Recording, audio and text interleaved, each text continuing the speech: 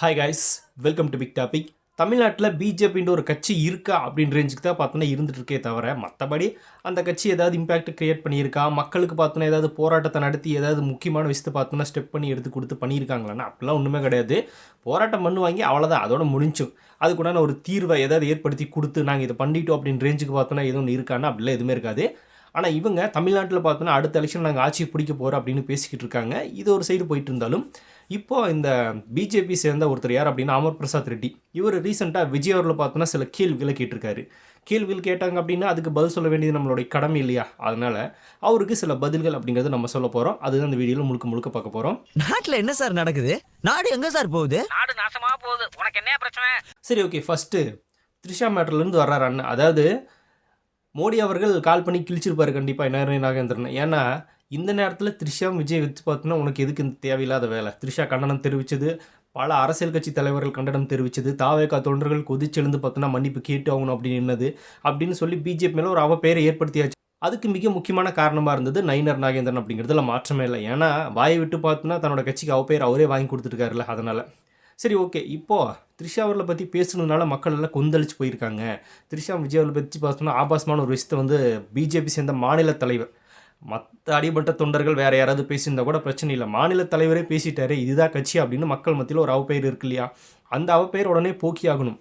அதுக்கு நயினார் நாகேந்திரன் மன்னிப்பு கேட்டார். மோடியெல்லாம் கால் பண்ணி லெஃப்ட் ரைட் வாங்கி பார்த்தோன்னா மன்னிப்பு கேட்க சொல்லியிருப்பார். கேட்டார், வருத்தம் தெரிவிச்சிட்டாரு.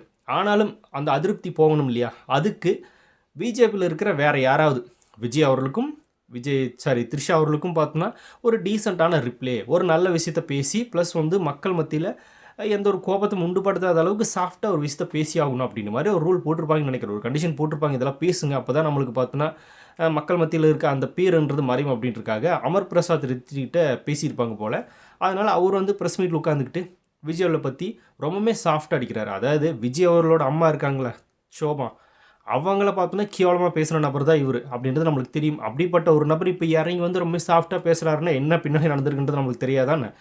மோடி அவர்கள் கால் பண்ணி ஒரு சாஃப்டான ப்ரெஸ் மீட் வைங்க, விஜய் மேலே விமர்சனம் வைங்க, அதே சமயத்தில் டீசெண்டாக இருக்கணும், இந்த நயினார் நாகேந்திரன் வச்ச மாதிரி வச்சிடாதீங்க, டீசெண்டாக வைங்க அப்படின்ற மாதிரி ஒரு விஷயத்த சொல்லியிருப்பாங்க போல்.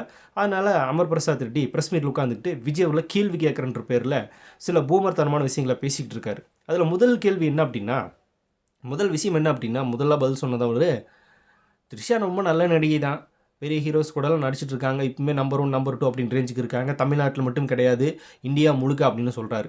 எல்லா இடத்துலையும் இப்போ எல்லா ஸ்டேட்லையுமே நம்பர் 1 நம்பர் 2 இடத்துல இருக்காங்க அப்படின்றத சொல்கிறாரு. அதாவது இந்தியா முழுக்க பார்த்தோன்னா பிஜேபியும் இருக்குல்ல, பிஜேபி இப்படியப்பட்ட ஒரு கட்சி அப்படின்றது பார்த்தோன்னா த்ரிஷா வச்சு பேசுனா இப்போ ஆந்திரா, கர்நாடகா, கேரளா வரைக்கும் இந்த நியூஸ் ஸ்ப்ரெட் ஆயிடுச்சு. அங்கே இருக்கிற பல பேரும் பார்த்தோன்னா தப்பாக நினைப்பாங்களா? அதனால் எல்லா இடங்களையும் த்ரிஷா இருக்காங்க, நல்லா நடிக்கிறாங்க. இப்போ கூட அஜித் சார் கூட ஒரு படம் பண்ணிக்கிட்டு இருக்காங்க, அவங்க நல்லா நடிக்கணும், எங்களை இன்னும் பார்த்தோன்னா நாங்கள்லாம் அவங்களோட படம் பார்ப்போம் அப்படின்னு ரேஞ்சுக்கு பில்டப் கொடுத்துக்கிட்டு இருக்காரு.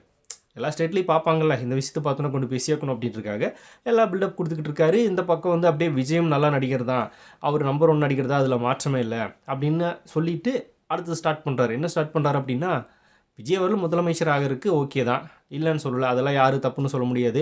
யார் வேணால் கட்சி ஆரம்பித்து எல்லாருமே முதல்ல நினைக்கக்கூடியது முதலமைச்சர் ஆகணும் அப்படின்றது தான். அதனால் விஜய் அவர்கள் நினச்சிட்டு போகிறாரு, அதில் ஒன்றும் பிரச்சனை கிடையாது.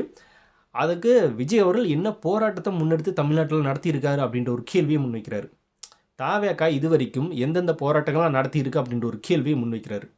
அதாவது தாவேகா எந்தெந்த இடத்துல போராட்டம் பண்ணுச்சு அப்படிங்கிறத, பிஜேபி ஆர்ப்பாட்டம் பண்ணாங்கல்ல, போராட்டங்கள் வந்துச்சுல, அதே டைமில் தாவேகாவும் பார்த்தோன்னே இந்த சைடு ஆர்ப்பாட்டம் பண்ணிகிட்டு இருந்தது, போராட்டம் பண்ணிகிட்டு இருந்ததெல்லாம் அண்ணா பார்க்கல போல். நியூஸ் சேனல்ஸில் பார்த்தோன்னா என்னென்ன நடக்குது அப்படின்றத டெய்லி போஸ்ட் பண்ணிட்டு தான் இருக்காங்க. அது கூட பார்க்காம அண்ணன் என்ன பண்ணிகிட்டு இருக்காருன்றது நம்மளுக்கு தெரியல. தாவேகா நடத்திய போராட்டங்கள், விஜய் நடத்திய போராட்டங்கள் அப்படின்னு தமிழ்நாட்டில் இருக்குது, அதை ஒரு பார்க்கல போல். அப்படியே பார்த்துருந்தாலும் கூட என்ன நடத்துகிறான்னு அப்படின்னு ஒரு கேள்வி முன் வச்சிட்டோம் அப்படின்னா மக்கள் நம்பிடுவாங்க அப்படின்னு நினச்சிட்டு இருக்காரு. அதாவது பிஜேபி சம்மந்தப்பட்ட நியூஸையே அதிகமாக பார்த்தோன்னா யாரும் பெரிய அளவில் டிவிகள்லையோ மொபைலையோ பார்க்குறதில்ல. இங்கே எல்லாமே ட்ரெண்டிங் தாவேகா தான், விஜய் பற்றின நியூஸ் தான். அவர் என்ன பண்ணுறாரு, என்ன பண்ணிகிட்ருக்காரு, அடுத்த திட்டம் என்ன, தாவேகா தொண்டர்கள் என்ன பண்ணிகிட்ருக்காங்க, எந்த இடத்துல என்ன போராட்டத்தை பண்ணிகிட்ருக்காங்க, என்ன ஆர்ப்பாட்டம் நடந்துகிட்ருக்கு, இது எல்லாமே பார்த்தோன்னா அதிகமாக பார்க்கக்கூடியது, மக்கள் அதிகமாக பார்க்கக்கூடியது தாவேகான்ற கட்சி தான். பிஜேபியில் நடக்கிற விஷயங்களும் பல விஷயங்கள் தெரியாது யாருக்குமே, அந்த லெவல் இருக்குது. அண்ணன் பார்த்தோன்னா என்ன போராட்டத்தை விஜய் பண்ணார் அப்படின்னு. அஜித்குமார் டெத்துக்கு பார்த்தோன்னா தளபதி போராடினது, ஆர்ப்பாட்டம் பண்ணது தெரியாது. இப்போ எஸ்ஐஆர் ஃபார்முக்காக பண்ணது தெரியாது. எத்தனை விஷயங்களை பார்த்தோன்னா பண்ணிகிட்டே தான் இருக்காங்க. ஆனால் இவங்க பார்த்தோன்னா என்ன பண்ணாங்க அப்படின்னு கேட்குறாங்க. சரி அதெல்லாம் ஓகே தான். இப்போ இதுவரைக்கும் பிஜேபி 60 போராட்டங்கள் எடுத்து தமிழ்நாட்டில் பண்ணியிருக்கு அப்படின்றாங்க. திமுகவை எதிர்த்து. திமுக என்ன சொல்கிறாங்க அப்படின்னா, நாங்கள் பிஜேபி எதிர்த்து பார்த்தோன்னா ஆர்ப்பாட்டம் பண்ணுறோம், போராட்டம் பண்ணுறோம் அப்படின்ற மாதிரி அவங்க பேசிக்கிட்டு இருக்காங்க. எனக்கு என்ன கேள்வி அப்படின்னா, அந்த திமுக காரங்களும் சரி, இந்த பிஜேபி காரங்களும் சரி, விஜய் அவர்கள் என்ன போராட்டம் பண்ணார் அப்படின்னு ஒரு கேள்வியை முன்வைக்கிறாங்க இல்லையா? இப்போ நம்ம என்ன கேட்குறோம் அப்படின்னா, எந்த போராட்டம் பண்ண வேண்டிய அவசியமே இருக்காது, நாங்கள் வந்து எல்லாத்தையுமே பண்ணி கொடுத்துருவோம், மக்கள் தெருவில் இறங்கி போராடுறதுக்கு வாய்ப்பே இருக்காது அப்படின்னு சொல்லி தான் ஆட்சிக்கு வந்திருக்காங்க. திமுக ஆட்சிக்கு வந்திருக்கு. தமிழ்நாட்டில் பிஜேபி இல்லை அப்படின்னாலும் அங்கிருந்து சில விஷயங்கள் பார்த்தோன்னா இங்கே சட்டமாயிட்டு தான் இருக்குது. அதை பார்த்தோன்னா நிறைய பேர் பொதுமக்களை எதுக்கும்போது பிஜேபி பார்த்தோன்னா எதுக்குறதே இல்லை. இங்கே இருக்க தமிழ்நாட்டில் இருக்கிற பிஜேபி சேர்ந்த நபர்கள் இது தமிழ்நாட்டுக்கு வேணான்னு சொல்கிறாங்க, இங்கே மக்கள் பெரிய அளவில் அதில் உடன்பாடு இல்லை அப்படின்னு ஏதாவது பார்த்தோன்னா ரிப்ளை அனுப்பியிருக்காங்களான்னா ஒன்றுமே இல்லை. அவங்க என்ன கொண்டு வந்தாலும் அப்படியே பார்த்தோன்னா போடுறது. மக்கள் பார்த்தோன்னா எதிர்பார்க்குறாங்களா, ஏற்றுக்கிறாங்களா இல்லையா அப்படின்றது எல்லாத்தையும் பற்றி யோசிக்கிறதே இல்லை. அவங்க என்ன கொண்டு வந்தாலும் பார்த்தோன்னா அப்படியே தமிழ்நாட்டில் அக்செப்ட் பண்ணுறது. ஆனால் அதை இது தமிழ்நாட்டில் மக்கள் போராடிக்கிட்டு இருக்காங்க. அதை பார்த்தோன்னா வந்து ஆதரிக்கிறதும் கிடையாது, சப்போர்ட் பண்ணுறதும் கிடையாது பிஜேபி அப்படிங்கிறது தெரியும். இந்த நபர்கள் அதாவது இவங்க இந்த அமர் பிரசாத் ரெட்டி, நயினார் நாகேந்திரன், அண்ணாமலை இவர்கள் எல்லாமே இவங்க அதுக்கு ஆதரவு தான் தெரிவிக்கிறாங்களே தவிர அது மக்களுக்கு ஓகேவா இல்லையா, அதை எப்படி பார்க்குறாங்க அப்படின்றத பற்றிலாம் யோசிக்கிறதே இல்லை. இங்கே பெரும்பான்மையான மக்களுக்கு பிஜேபி கொண்டு வர சில திட்டங்கள் பிடிக்கவே இல்லை. நீட்டாக ரத்து பண்ணணும்னு கேட்டாங்க, பிஜேபி பண்ணவே முடியாது. அண்ணாமலை அவர்கள் 2024 தேர்தல் அப்போ பரப்புரையினப்பவே சொல்கிறாரு, நீட்டெல்லாம் பார்த்தோன்னா ரத்து பண்ண முடியாது, அதுக்கு ஆப்ஷனே கிடையாது அப்படின்னு சொல்கிறாரு. ஆனால் தமிழ்நாட்டில் மக்கள் எல்லாருமே இப்போ தமிழ்நாட்டில் மாணவர்கள் எல்லாருமே எதிர்க்கக்கூடியது நீட் அப்படிங்கிறது எங்களுக்கு வேணாம் எடுத்துருங்க அப்படின்னு. அதை எதிர்த்து பார்த்தோன்னா இந்த தமிழ்நாட்டில் இருக்கிற பிஜேபிக்காரங்களே நாங்கள் அதை எடுக்கலாம் முடியாது, அது போட்டது அப்படின்றாங்க. அப்போ இவங்க என்ன பார்த்தோன்னா மக்களுக்கு தேவையானதை மாணவர்களுக்கு தேவையானதை பண்ணிட்டு போகிறாங்க அப்படின்றது தெரியல. இதில் அதை எதிர்த்து போராடக்கூடிய மக்களுக்கு கூட பார்த்தோன்னா ஆதரவு தெரிவிக்காது இந்த பிஜேபி தமிழ்நாட்டுக்கு எதுக்கு அப்படின்ற ஒரு கேள்வியை இப்போ மக்கள் முன்வைக்கிறாங்க. இதுக்கு அமர் பிரசாத் ரெட்டி என்ன பதில் சொல்ல போகிறாரு? நாங்கள் 60 போராட்டங்கள் எடுத்து திமுக எதிர்த்து பண்ணுறோம் அப்படின்னு சொல்கிறாங்க. சரி ஓகே பண்ணிட்டு போங்க, பிரச்சனை கிடையாது. ஆனால் பிஜேபி கொண்டு வரக்கூடிய சில திட்டங்களை எதிர்த்து தமிழ்நாட்டில் மக்கள் போராடுறாங்களே, அதுக்கு பார்த்தோன்னா பிஜேபியோட நிலைப்பாடு என்ன? இவங்கெல்லாம் ஆட்சியில் உட்காந்து பார்த்தோன்னா மக்களை போராட விட்டுருவாங்களாமா, அந்த போராட்டத்துக்கு வந்து விஜய் அவர்கள் ஏன் வரலன்னு கேட்பாங்களாமா. நீங்கள் தானே இப்போ எல்லா பொறுப்பு கையில் வச்சுருக்கீங்க, எல்லா அதிகாரமும் உங்கள் கையில் தானே இருக்குது, திமுக பிஜேபி அப்படின்னு எல்லாமே உங்கள் கையில் தானே இருக்குது, உங்கள் ஆட்சியில் தான் போராடிக்கிட்டு இருக்காங்க. அப்படி இருக்கிறப்போ விஜய் அவர்கள் பார்த்தோன்னா புதுசாக தான் வரப்போகிறோன்னு சொல்லியிருக்காரு. அதுக்கு நடுவில் இந்த இரு கட்சிகளும் பார்த்தோன்னா மக்களை நடுவில் போராட்ட விட்டுட்டு அவரே போராட வரல அப்படின்ற ஒரு கேள்வி எப்படி பார்த்தோன்னா முன்வைக்கிறதுக்கு இவங்களுக்கு மைண்ட் வருதுன்றது நம்மளுக்கு தெரியல. இது அவங்களே ஒத்துக்கிறாங்க, எங்கள் ஆட்சியிலலாம் பார்த்தோன்னா போராட்டங்கள் மக்கள் பண்ணிகிட்டே தான் இருக்காங்க, அதனால் பார்த்தோன்னா நாங்கள் சந்தோஷமாக இருக்கோம் அப்படின்னு நினச்சிக்கிறாங்க போல். இப்போ ரீசெண்டாக கூட விஜய் பேசியிருந்தார்ல, மக்கள் மகிழ்ச்சியாக இருக்காங்க அப்படின்னா போராட்டங்கள் நடத்துனாங்க அப்படின்னா மக்கள் மகிழ்ச்சியாக இருக்காங்க போல், ஸ்டாலின் அவர்கள் அப்படி தான் நினச்சிக்கிறாரு போல் அப்படின்ற மாதிரி தான் இருக்குது. இவங்க ஆட்சியில் இவங்களை எதிர்த்து போராட்டம் பண்ணிக்கிட்டு இருக்காங்க, அதுக்கு விஜயை போராட வரல அப்படின்னு சொல்லி பார்த்தோன்னா திமுக காரங்க கேட்குறாங்களே, இதெல்லாம் பார்த்தோன்னா எந்தளவுக்கு ஒரு கேவலமான விஷயம். அப்படின்னா எங்கள் ஆட்சியில் மக்கள் போராடிட்டு இருக்காங்க அப்படிங்கிறதே பெருமையாக பேசிக்கிறாங்க.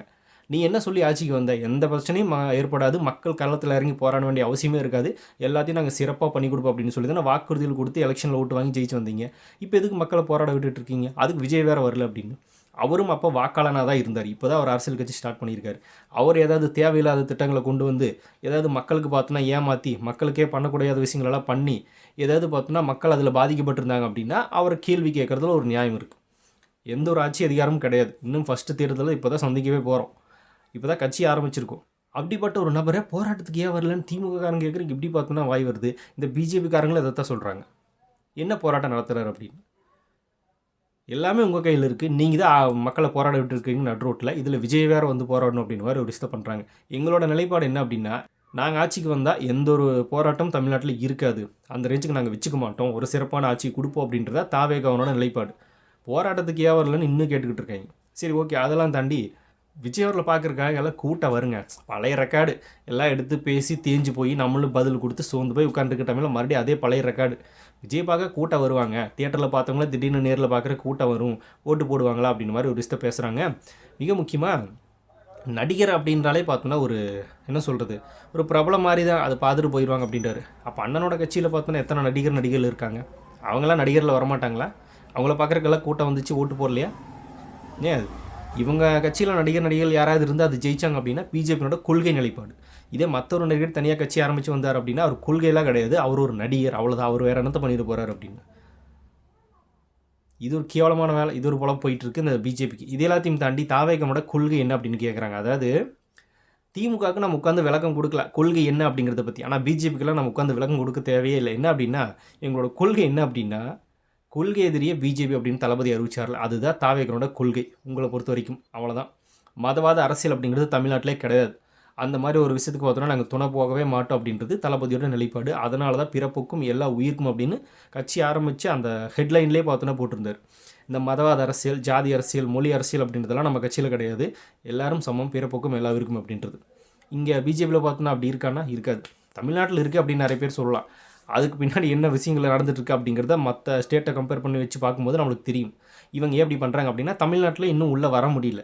வந்ததுக்கப்புறமா இதெல்லாம் பார்த்தோன்னா அப்படியே டோட்டலாக சேஞ்ச் பண்ணிடுவாங்க. அது இருக்கவே இருக்காது. இதுதான் பார்த்தோன்னா இவங்க பண்ணுற நிலைப்பாடு. அதனால தான் தமிழ்நாட்டுக்குள்ளே பிஜேபி கால் பதிக்கவே முடியல அப்படிங்கிறதுல மாற்றம் இல்லை. இதில் திமுக வேறு பெருமையாக சொல்லிக்குவாங்க, நாங்கள் வந்ததுனால தான் பிஜேபி உள்ளே வராமல் இருக்குது, நாங்கள் தான் பிஜேபி தடுத்துட்ருக்கோம் அப்படின்னா. அப்போல்லாம் ஒன்றும் கிடையாது. மக்களே அந்த கட்சியை செலக்ட் பண்ணல, வாக்கு செலுத்தலை, அதுதான் உண்மை. இவங்க ஏதோ பார்த்தோன்னா தடுத்து நிறுத்தி வச்சிருக்கிற மாதிரி கேட்டுக்கிட்டு இருக்காங்க. அதுதான் நடக்கிறது. பல ஸ்டேட்டில் பார்க்குறோம்ல என்னென்ன நடக்குது அப்படின்றத பற்றி. அதனால் மக்கள் தமிழ்நாட்டில் கொண்டு வராமல் இருக்காங்க. அதுதான் ரியாலிட்டி. இவங்க என்னடான்னா நாங்கள் தான் தடுத்து நிறுத்துறோம் அப்படின்னு பேசிக்கிட்டு இருக்காங்க. இதுவும் பார்த்தோன்னா ஒரு ஃபேக்கு. அப்புறம் விஜய் அவர்கள் பெண்கள் பாதுகாப்பை பற்றி பேசுவாரா? பேச மாட்டார். போதை கலாச்சாரத்தை பற்றி பேசுவாரா? பேச மாட்டார். அதாவது தமிழ்நாட்டில் திமுக ஆட்சியில் கஞ்சா, அந்த போதைப் பொருட்கள், அப்புறம் பெண்கள் பாதுகாப்பு அப்படின்றது விஜய் அவர்கள் பேசுனதுக்கப்புறமா தான் பிரபலமாகி தமிழ்நாடு முழுக்க அது பெரிய அளவில் பேசும் பொருளாகவே மாறிச்சு. அவர் ஒவ்வொரு இடத்துலையும் சுட்டி காட்டிகிட்டே இருக்கிறது இதை தான். நேரில் போகும்போதும் பேசுகிறாரு, பொதுக்கூட்டங்களையும் பேசினார், ட்விட்டர்லையும் ட்வீட் போட்டார். எல்லா இடங்களுமே இந்த 3 பற்றி தான் பேசிக்கிட்டு இருக்காரு. சட்டம் ஒழுங்கு சரியில்லை அப்படின்னு. இவர் அப்டேட்டில் இருக்காரா இல்லையான்றது நம்மளுக்கு தெரியல. அமர் பிரசாத் ரெட்டி பிஜேபி கட்சியில் இருக்கான்றது ஓகே. இப்போ அப்டேட்டில் இருக்காரா, என்ன நடந்துட்டுருக்கு, நாட்டு நடப்பு என்ன அப்படிங்கிறத தெரிஞ்சுக்கிறாரா இல்லையான்றது நம்மளுக்கு புரியல. அவர் தினமுமே விஜயாவில் வைக்கக்கூடிய குற்றச்சாட்டு இதுதான். இதை பற்றியெல்லாம் கொஞ்சம் கூட காதில் வாங்காமல் பேசுறதை பார்க்குறாரா இல்லையா எதுவுமே தெரியல. அப்டேட்டே இல்லாத ஒரு நபர் பார்த்தோன்னா வந்து அப்டேட் கொடுத்துக்கிட்டு இருக்காரு. அது அப்டேட் நம்மளை வேறு பதில் சொல்லணும்னு கேட்டுக்கிட்டு இருக்காரு அப்படின்றத பெரிய கொடுமையாக இருக்குது.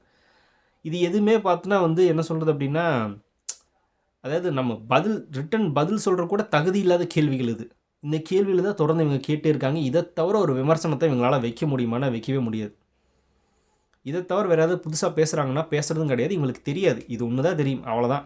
முதலமைச்சர் ஆனால் போராட்டம் நடத்திட்டாங்க. என்ன போராட்டம் நடத்தினார்?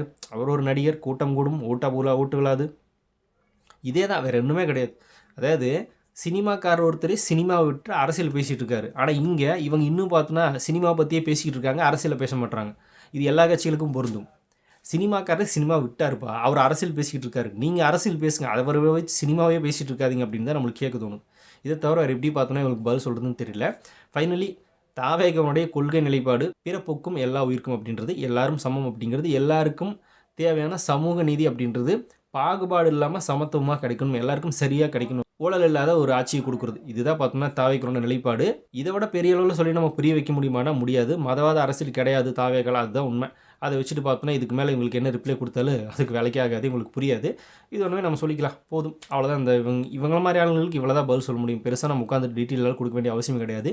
ஸோ இவர் பேசியிருக்கிற அந்த துரு பிடிச்சி போகிறமான விஷயங்கள், பழைய ட்ரம்மை உருட்டுற விஷயங்கள் பார்க்கும்போது ரொம்பவுமே சில்லித்தனமாக இருக்குது. இதெல்லாம் இல்லாமல் பெருசாக ஏதாவது ட்ரை பண்ணுங்கள், வேறு ஏதாவது பார்த்தோன்னா கேள்வி கேளுங்க அப்படின்னு தான் நம்மளுக்கு கேட்க தோணுது. இதுக்கு நம்ம தொடர்ந்து பதில் சொல்லி நம்மளுக்கும் போர் அடிச்சிருச்சு. இதை மக்களும் கேட்டு போர் அடிச்சிருப்பாங்க. அந்த லெவலில் வைக்காத கேள்விகள், ரொம்ப ஸ்ட்ராங்கான கேள்விகள் எதிர் பாயிண்ட் இருந்தால் வைங்க அப்படின்னு நம்ம சொல்லிக்கிறது. அவ்வளோ எதுவும் கிடையாது. நயன்தாராவுக்கும் கூட்டம் கூடும், விஜயாவுக்கும் கூட்டம் கூடும். ஆனால் கூட்டமெல்லாம் ஓட்டாக மாறாது அப்படின்னு இவங்க சொல்கிறாங்களா, அது மாறும் அப்படின்னு நம்ம சொல்கிறோம்ல. அது ரெண்டுக்குமே பதில் பார்த்தோன்னா 2026 தெரியும் அப்படிங்கிறத சொல்லிவிட்டு நம்ம இந்த வீடியோ முடிச்சுக்கலாம். நீங்கள் என்ன நினைக்கிறீங்க அப்படிங்கிறத கமெண்ட்டில் ஷேர் பண்ணிட்டு போங்க. அப்படி பிக் டாபிக் சேனல் யாராவது சப்ஸ்கிரைப் பண்ண மறக்காமல் சப்ஸ்கிரைப் பண்ணிக்கோங்க. நிறைய big topics, political news, trending news, cinema updates இப்படி நிறைய நம்ம சேனல் திறந்து வரப்போகுது.